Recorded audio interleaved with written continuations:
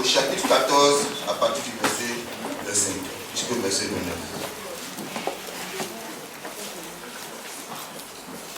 Suivons la prière. À la 4e veille de la nuit, Jésus allait vers eux et marchant sur la mer. Quand les disciples le virent marcher sur la mer, ils le furent troublés et dirent: c'est un fantôme. Et dans leur frayeur, ils poussèrent des cris.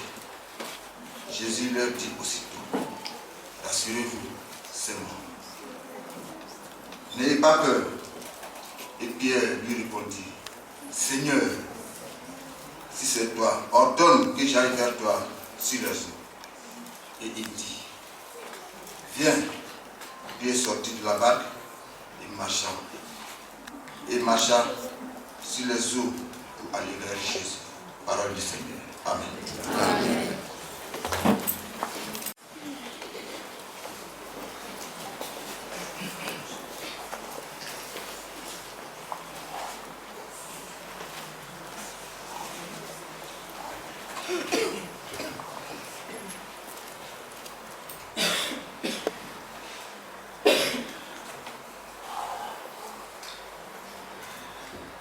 La sorcellerie en Afrique,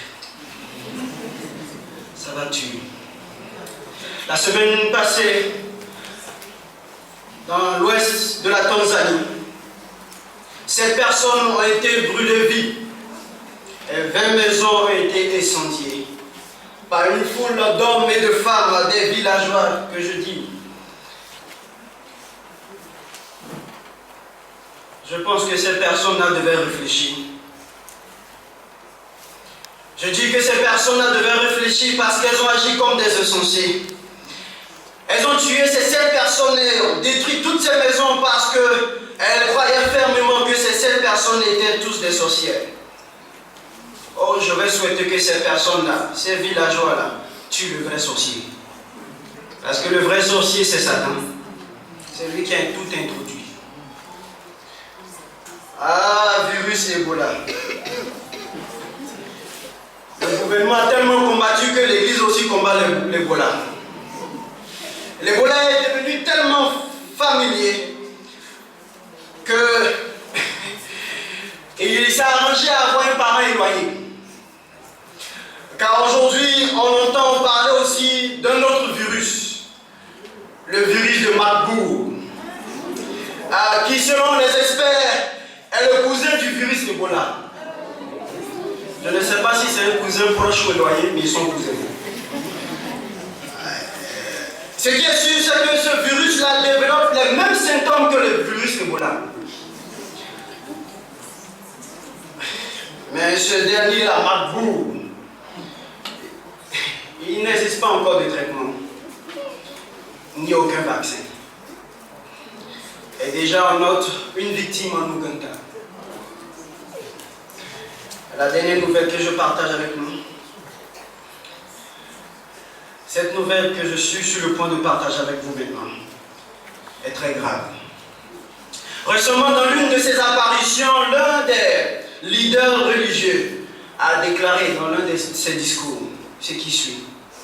Il dit: le catholicisme est maintenant une religion moderne et raisonnable, qui a suivi des changements évolutifs. Le temps est venu d'abandonner toute intolérance. Nous devons reconnaître la vérité religieuse. Nous devons reconnaître, que la vérité religieuse évolue et change. La première vérité qui a évolué, qui a changé. Il dit ceci: à travers l'humilité, la recherche de l'âme et la contemplation de la prière, nous avons acquis une nouvelle compréhension de certains dogmes, c'est-à-dire doctrines. Il dit ceci: l'Église ne croit plus à un véritable enfer où les gens souffrent. Donc cette doctrine est incompatible avec l'amour de Dieu. En d'autres termes, la doctrine est fausse maintenant. Dieu n'est pas injuste, mais un ami. Il est un amant de l'humanité. Dieu ne cherche pas à nous condamner, mais seulement à nous embrasser. Donc l'enfer, cette histoire de l'enfer que nous avons tellement enseigné, n'est qu'une métaphore de l'âme isolée. qui, comme toutes les âmes, seront finalement unies dans l'amour de Dieu. Et je pose la question à ce leader religieux, où est passée la doctrine du purgatoire? Oh mes frères et mes sœurs, j'ai l'impression que pendant que la science ne fait que nous apporter plus de problèmes que de solutions, les leaders religieux, quant à eux, ne savent plus sur quoi est basée leur foi. Ils ne savent plus sur quoi se fonde leur doctrine. C'est pourquoi ce matin, j'aimerais marteler à l'église adventiste du 7e jour de Cocody, Philadelphie, que nous sommes à la croisée des chemins et que notre monde a opté pour une destinée que même ceux qui se disent enfants de Dieu ne pourront chambouler. Car voyez-vous, le mal a été transmué en bien. À tel enseigne que faire du bien à quelqu'un aujourd'hui, ça paraît être chose louche. Ça paraît être chose bizarre. Je dirais même bête. Mais laissez-moi vous dire ce matin que c'est au milieu de tout ce désordre, au milieu de tout ce dysfonctionnement, de toute cette confusion et de ce passabaïsme, si je puis me permettre l'expression, que la parole de Dieu doit être, la parole de Dieu faite chair, elle doit être prêchée, elle doit être proclamée avec conviction et puissance, elle doit être prêchée avec précision et simplicité, et cela pour la transformation du cœur et de l'esprit, afin que l'église de Dieu reste debout et inébranlable pour les temps de la fin. Et c'est avec ces paroles que je me vous dis bon sabbat. Amen. Église de Cocody, Philadelphie, bon sabbat. Amen. Je suis très content et très heureux de me tenir devant vous ce matin. Ça, c'est mon église. Vous avez entendu les témoignages tout à l'heure. Kadès qu'on avait grandi. Kadès est devenu grand. Alléluia. Amen. Instruis l'enfant selon la voie qu'il doit suivre. Quand il sera vieux, il ne s'en détournera pas. Amen. J'en suis le témoignage vivant, n'est-ce pas? Amen. Dieu est formidable. Et je lui dis merci pour cela. Église de Cocody, vous m'avez beaucoup manqué. Quand je vois les mamans, les tatas, les aînés, les jeunes, les enfants, je suis très content. Et j'aimerais vous dire sincèrement que chaque jour, je ne cesse de prier pour Cocody. Sincèrement, je ne suis pas l'apôtre Paul ce matin, mais je ne cesse de prier pour Cocody. Je viens d'un district, mon district c'est le district d'Aboisseau, qui part de Gaunois jusqu'à Loué. Nous avons des églises et des groupes et des églises dont je suis le superviseur, le pasteur. Et vous voyez une petite tête comme ça, pour un grand district, ce n'est pas facile. Et donc j'ai besoin de vos prières. J'ai vraiment besoin de vos prières. Sans plus tarder, avant que je ne commence le message que Dieu a pour nous ce matin, j'aimerais interpréter un chant. Je vais demander à Gigi, Jean-Jacques, de m'aider avec le piano. Le chant que je vais interpréter est en anglais. Et le chant en anglais dit ceci.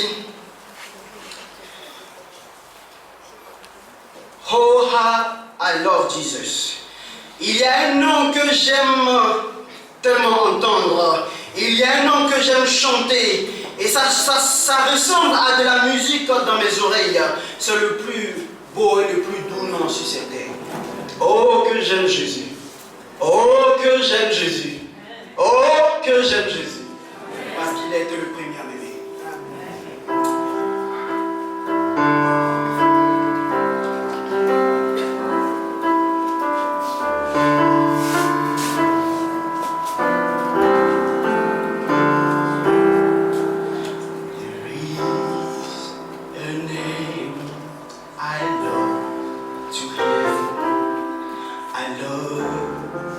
Jesus.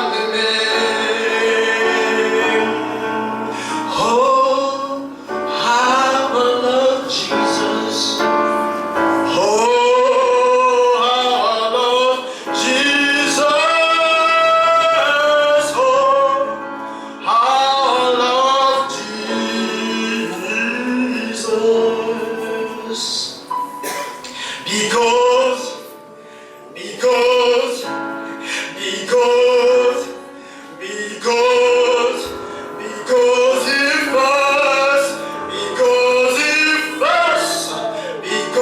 he first loved me.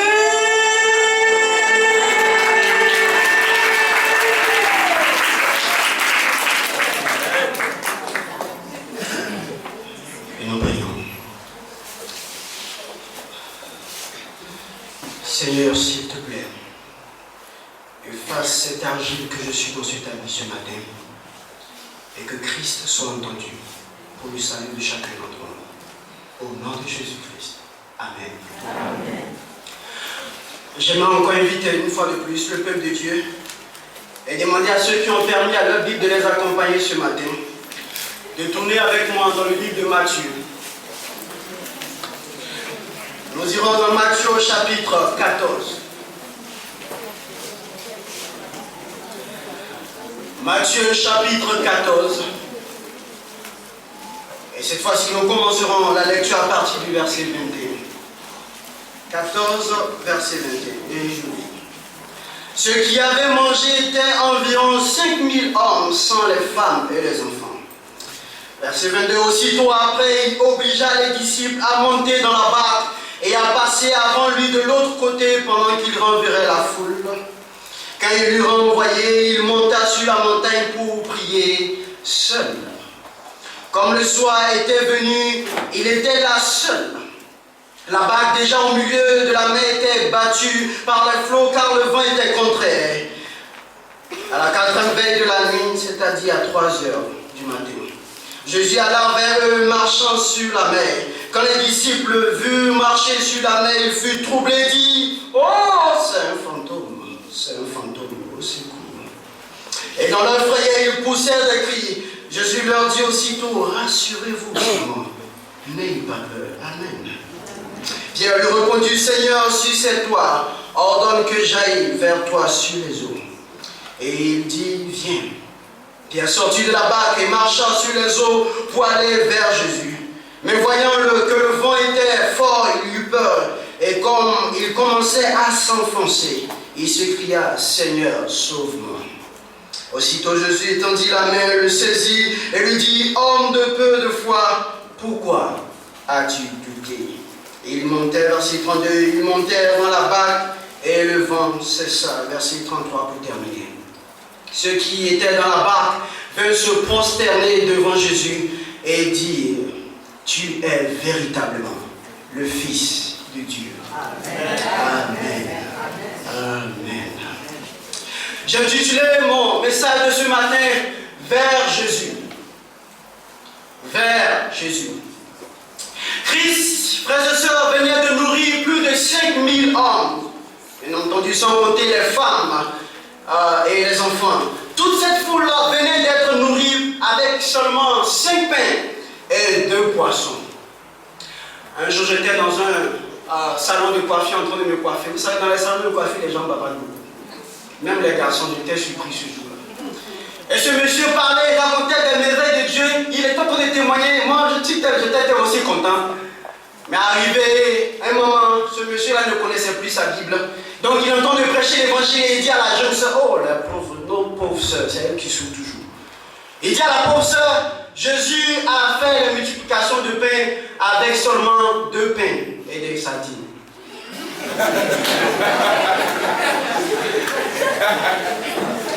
Le peuple, frères et sœurs, le peuple était maintenant rassasié. Ils avaient mangé à satiété. Le ventre vide était maintenant plein à exploser. Le visage qui au départ était renfroyé est devenu maintenant décontracté et souriant. Un sourire qui n'est pas mi-fin, qui n'est pas mi-raison.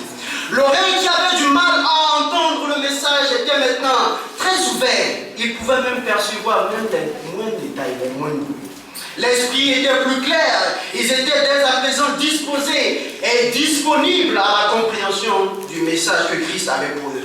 Et toute cette métamorphose a eu lieu à cause du miracle que Christ venait d'effectuer dans la vie de ces personnes-là. Ce jour-là, alors qu'ils venaient écouter la parole, la bonne nouvelle du royaume des cieux. Les gens étaient tellement heureux, ils étaient tellement émus qu'ils ont commencé à former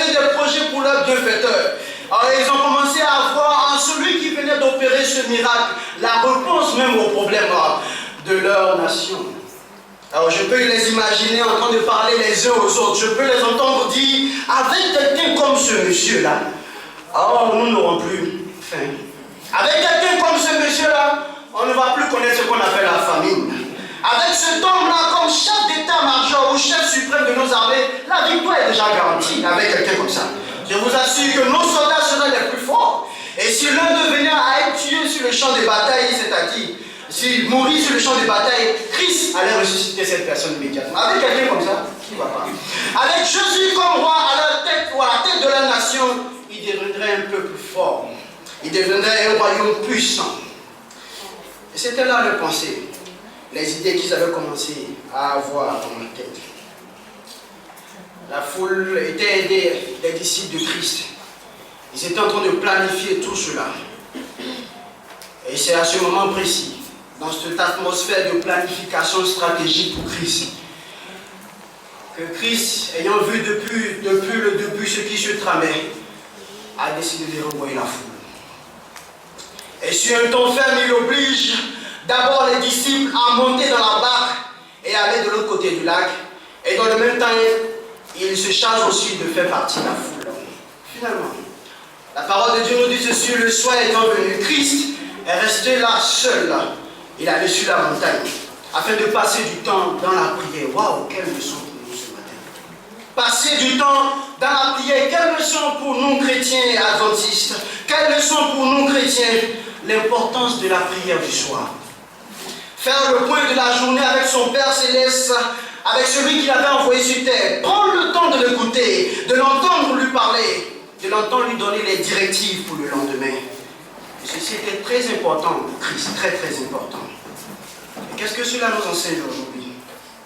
Cela nous enseigne que la prière du soir ne devrait pas être une formule, mais bien au contraire, un moment pendant lequel nous pourrions lui soumettre toutes nos inquiétudes. Nous pourrions lui soumettre tous nos soucis avant d'aller nous coucher. On m'a raconté l'histoire, un pasteur nous a raconté l'histoire d'un monsieur qui avait pour habitude, quand il vient dormir, lorsqu'il vient dormir chaque soir, il fait une courte prière. Mais il en avait marre maintenant. Donc qu'est-ce qu'il a décidé de faire? Il a décidé d'écrire sa prière sur le bout de papier. Et donc il a écrit sa prière sur le bout de papier et il a affiché cela sur le mur.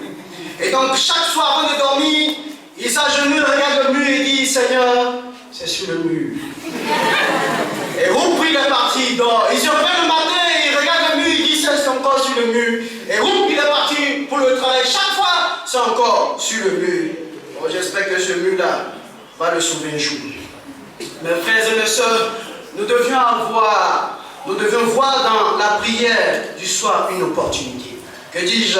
Une occasion pour faire une auto-évaluation, une introspection, afin d'apprécier comment Dieu nous a donné cette journée-là.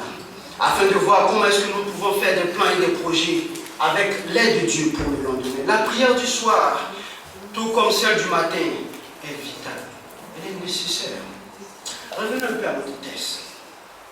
Donc la parole nous dit ceci: vers la 4e veille de la nuit, c'est-à-dire à 3 heures du matin, Christ commence à marcher sur la mer pour aller, avec pour objectif, aller rejoindre ses disciples.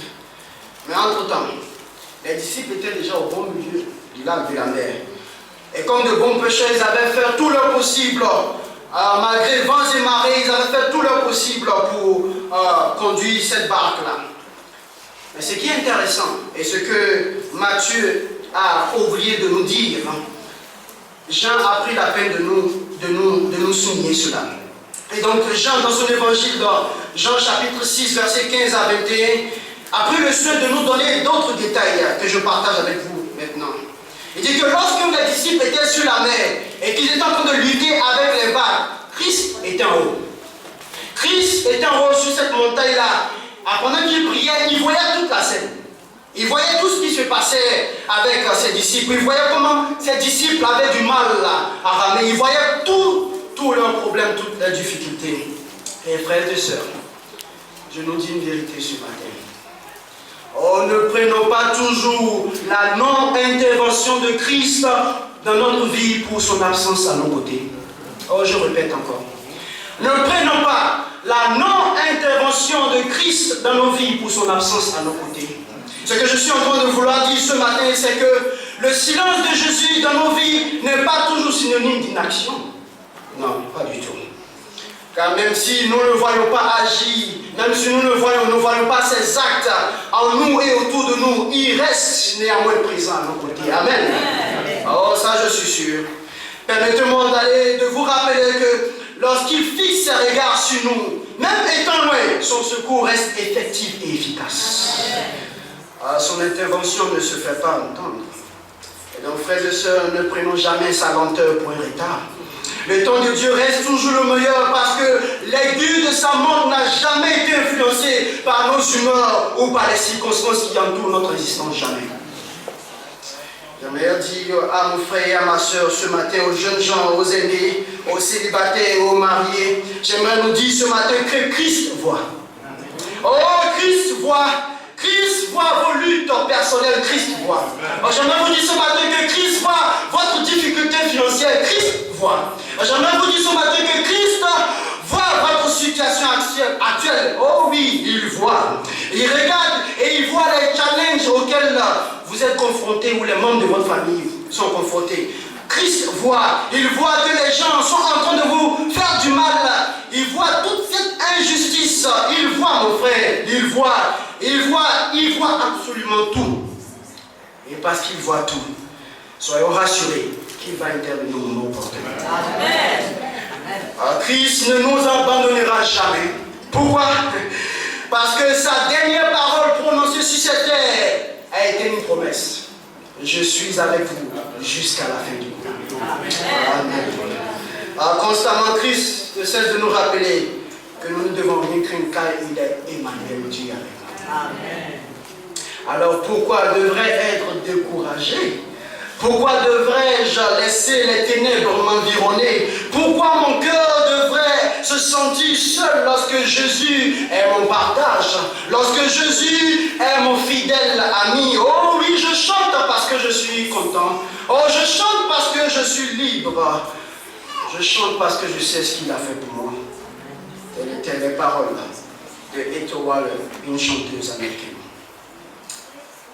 Je suis descendu de la montagne et marche sur le pour aller retrouver ses disciples. Mais malheureusement, ces disciples qui souffraient, ces disciples qui étaient en difficulté, n'ont pas reconnu l'aide qui leur venait de Christ.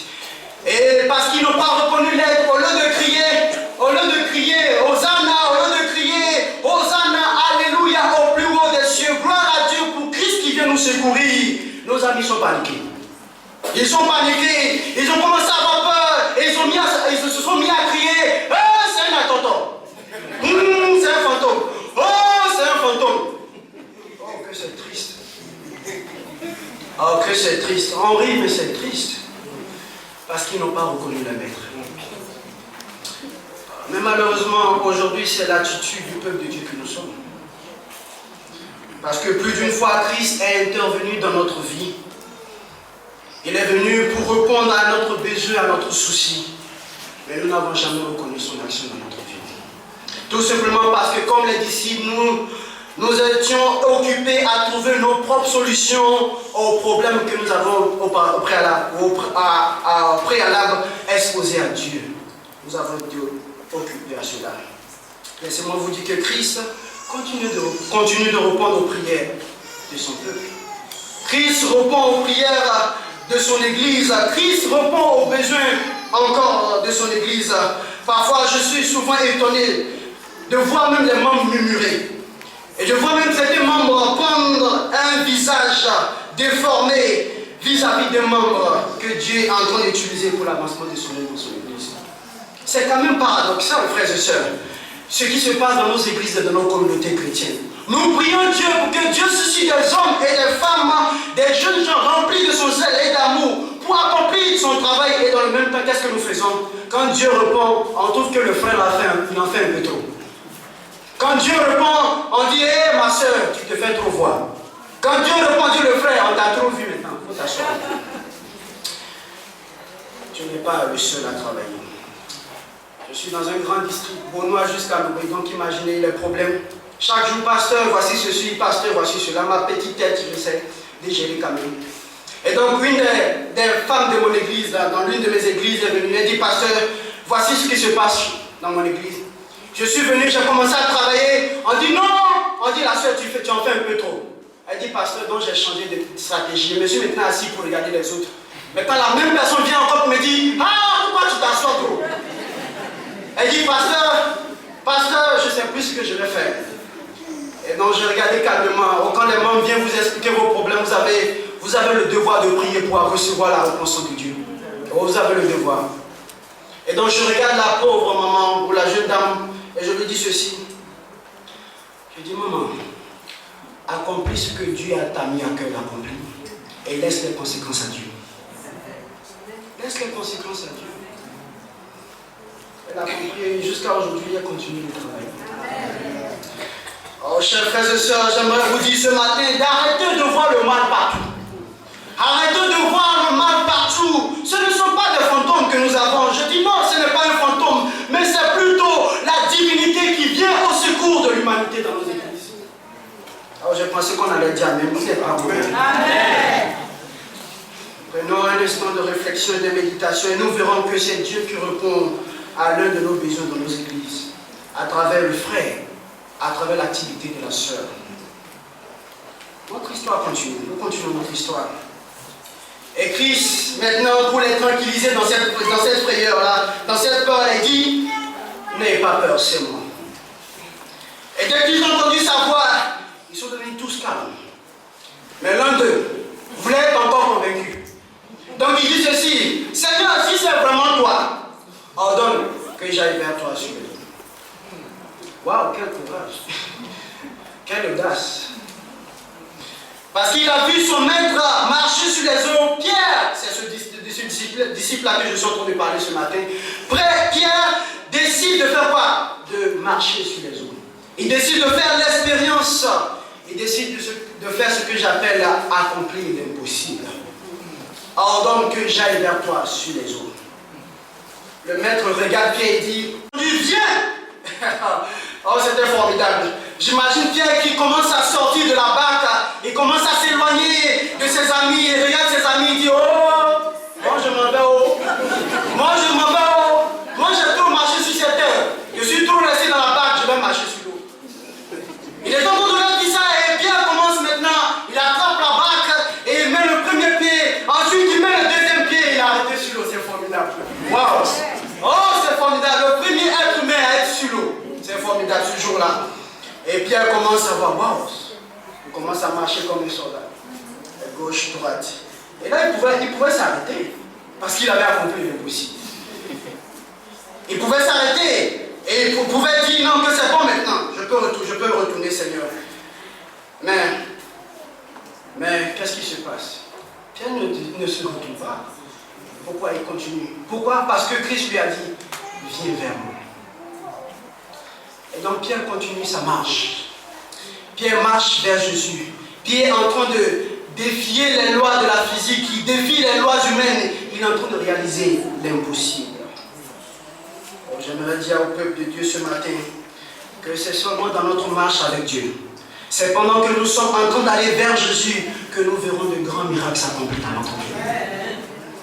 C'est en marchant vers Jésus que les hommes et les femmes ordinaires que nous sommes, nous pourrons accomplir des choses extraordinaires aux yeux de notre monde. Amen. Amen. C'est en marchant vers Jésus que nous démontrerons au monde qu'en réalité, nous sommes une race élue. En réalité, que nous sommes un sacerdoce royal, une nation sainte, un peuple acquis, afin que nous annoncions les vertus de celui qui nous a appelés des ténèbres à son grande lumière. Amen.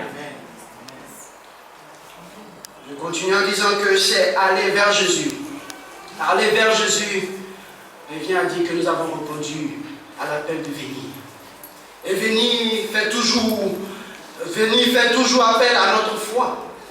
Venir fait toujours appel à notre courage. Venir fait toujours appel à notre soumission.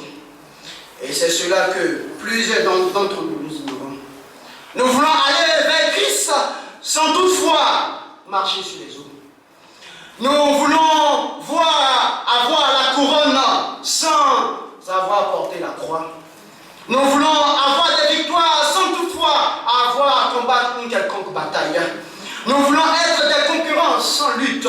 En réalité, vous savez ce que nous sommes en train de faire? Nous sommes en train d'être des croyants sans foi et des chrétiens sans Christ. J'ai eu peur, j'ai cru que quelqu'un allait dire Amen. J'ai l'impression de ne pas dire Amen. Notre histoire ne s'arrête pas là. Le texte continue au verset 29 du chapitre 14 de Matthieu. Pierre qui a commencé à marcher sur les eaux. Pierre qui a commencé à accomplir l'impossible. Tout à coup, a commencé à sombrer. Tout à coup, Pierre a commencé à s'enfoncer. Il a commencé à couler. Mais qu'est-ce qui se passe? Au verset 30, on nous dit ceci. Voyant que le vent était fort, il eut peur. Et comme il commençait à sombrer, il s'écria quoi? Seigneur, sauve-moi. Oh, alléluia. Gloire à Dieu, parce que nous avons un Dieu qui, même dans notre stupidité, dans notre ignorance, dans notre péché qui est causé par notre propre faute, il est toujours là à nous secourir. Oh, ça c'est formidable, j'aime ce Jésus-là. Christ est toujours prêt à nous secourir. Et laissez-moi vous dire ce matin que ce qui nous détourne, ce qui détourne notre attention du Christ, nous fera couler tôt ou tard. Ce qui détourne notre visage de Christ nous fera sombrer tôt ou tard. Ce qui nous empêche de garder le regard fixé sur Christ nous fera sombrer un jour ou l'autre. Ce qui nous attire vers le bas nous a d'abord déconnectés du haut. C'est pour cette raison j'aimerais dire, je suis en train de terminer, j'aimerais dire à mes collègues, je les appelle collègues, les jeunes gens. J'aimerais dire à mes collègues, j'aimerais dire aux jeunes gens de l'église adventiste de Cocody, Philadelphie ce matin, de faire attention aux films que vous regardez. Faites attention à cette vidéo, à cette image pornographique. Faites attention aux livres et aux musiques qui vous servent de passe-temps. Faites très attention, sinon tôt ou tard, ces choses-là vous feront couler. Faites attention, j'aimerais dire à mon frère qui est ici dans cette église de faire attention, j'aimerais dire à ces hommes mariés là de faire attention à cette jeune demoiselle stupide qui n'est pas votre épouse. Amen. Et qui n'est pas votre épouse, et qu'est-ce qu'elle fait? Elle se permet de dépenser, de gaspiller votre argent, votre temps, votre énergie. Elle va détruire votre foyer. Faites attention. J'aimerais dire à ma soeur aujourd'hui de faire attention à la voisine du quartier. La voisine avec qui tu passes plus de temps, avec qui tu parles de tout et de rien, au point même d'oublier de prendre soin de ton foyer. Cette voisine va faire sombrer ton foyer un jour. Faites attention. Attention aux feuilletons, mes frères et sœurs. Attention aux séries télévisées qui font que nous repoussons les heures du culte familial. Faisons attention parce que tôt ou tard, ils réussiront à garder nos familles. Faites attention. Attention, mes frères et mes sœurs, à cette nourriture qui nous empêche de jeûner. Chaque fois on dit non, je vais jeûner demain. Après demain, finalement, on ne jeûne plus parce que la nourriture est bonne. Attention, mon frère, à cette soi-disant sœur de l'église qui vient te faire des visites nocturnes. Faites attention, parce que toutes ne sont pas des êtres humains, je vous dis, c'est pas expérience. Et toutes ne sont pas des êtres humains. Oh, je vous en supplie, faisons attention. Attention, mes sœurs, à cette mode qui fait que vous ressemblez à tous sauf à des enfants de Dieu. Faites attention, s'il vous plaît, faites attention de ne pas desployer votre visage. Faites attention. Sinon, vous risquerez de commettre le péché de Bathsheba. Vous voulez en savoir plus? Peut-être le prochain sermon, le péché de Bathsheba. Attention, attention, attention, mes frères et mes sœurs en Christ, car ce qui nous tue spirituellement le plus souvent est ce qui nous a d'abord déconnectés de la foi. Je vais terminer.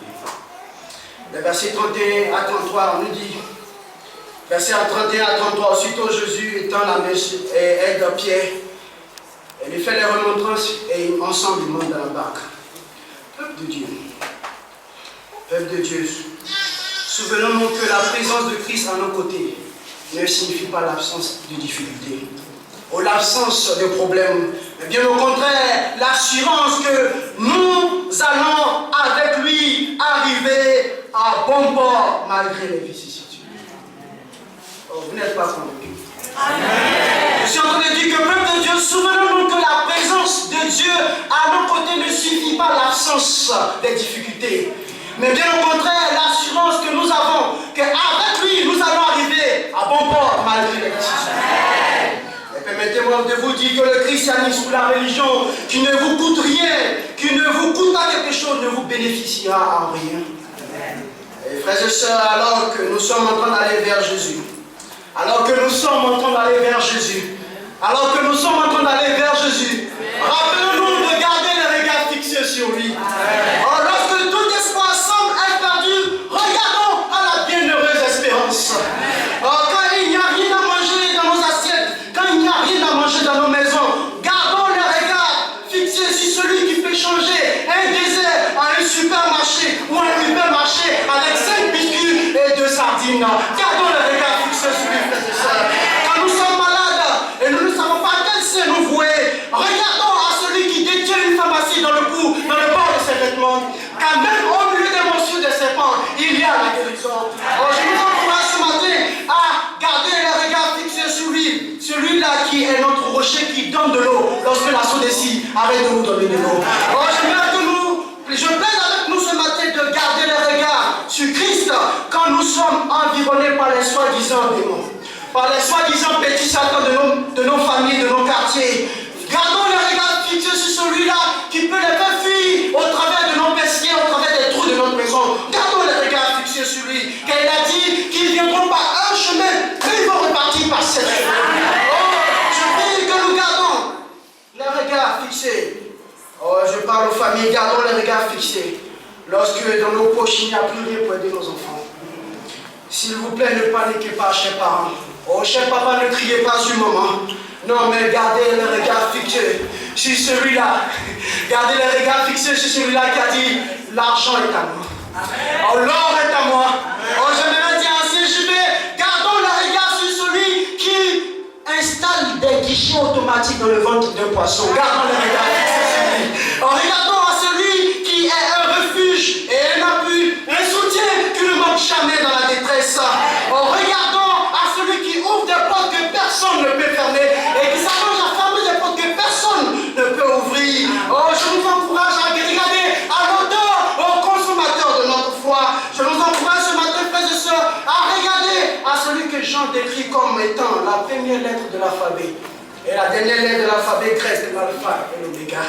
Bon, enfin, je termine avec ceci en disant, alors que nous sommes en train d'aller vers Jésus, mes frères et mes soeurs, mes mamans, mes jeunes soeurs, chers enfants, gardons le regard fixé sur celui que l'apôtre Paul, dans 1 Thessaloniciens chapitre 4, verset 16, l'apôtre Paul le décrit comme celui-là même qui a un signal donné. Celui-là même qui a un signal donné à la voix d'un archange, au son de la trompette, descendra du ciel. Et ce jour-là, les morts en Christ résisteront premièrement. Et nous gardons le regard fixé sur lui. Que Dieu nous bénisse. Amen. Ce matin, j'aimerais appeler ancien Darius et ancien Gilbert. Les deux anciens vont venir prier pour le peuple de Dieu. Est-ce qu'il y a des hommes et des femmes ce matin qui aimeraient garder le regard fixé sur Christ? Oh, j'aimerais vous demander de vous mettre debout. Nos deux anciens vont prier pour vous.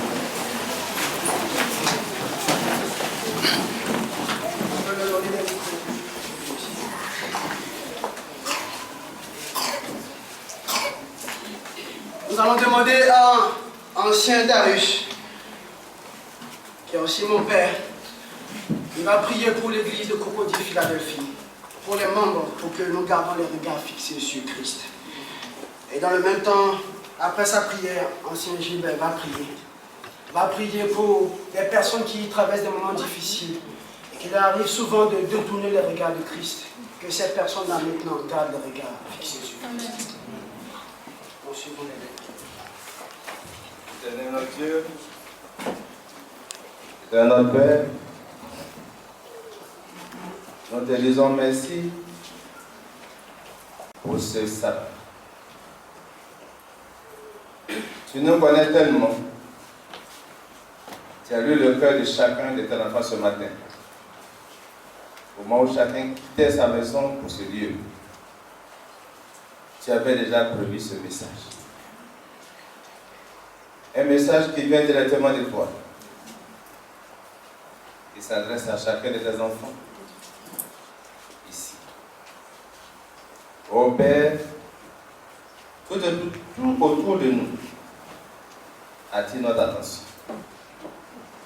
Les difficultés, les maladies, la vie chère, tout nous distrait.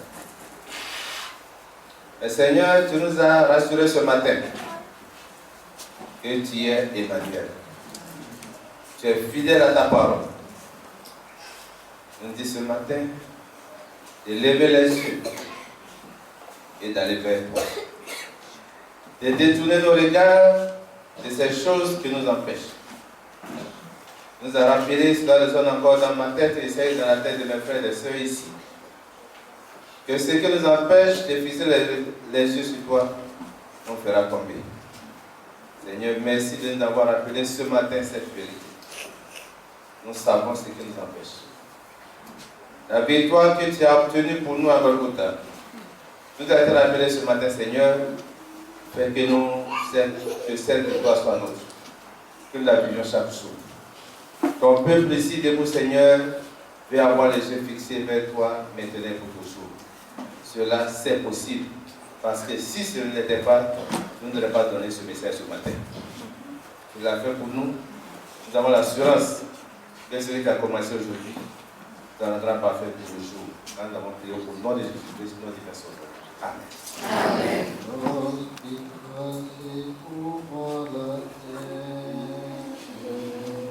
Tu te nourris de tes malheurs, pour que le désespoir te guette, te livrant au pire frère.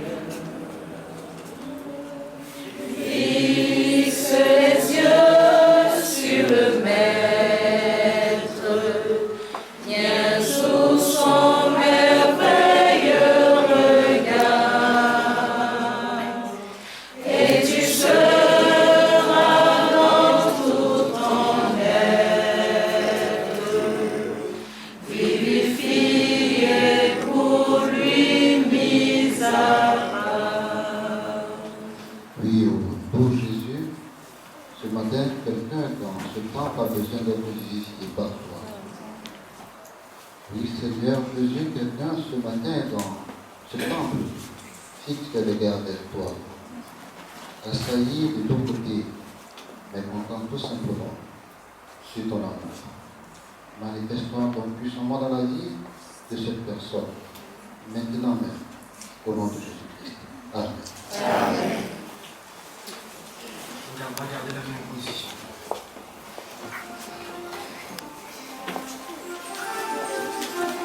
Nous chanterons au 355.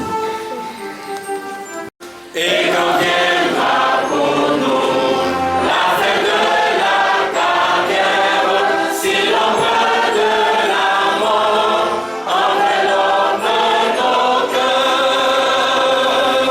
cherchons encore en haut l'éternelle lumière, regardons à Jésus.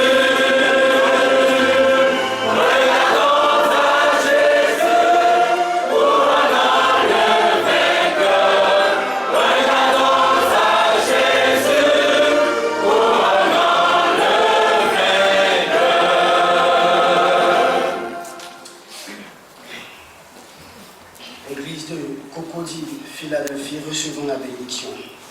Que l'Éternel tes eaux soit au jour de ta détresse. Amen. Que le nom du Dieu de Jacob te protège. Amen. Que du sentier il t'envoie du secours. Amen. Que de Sion il te soutienne. Amen. Qu'il se souvienne de toutes tes offrandes.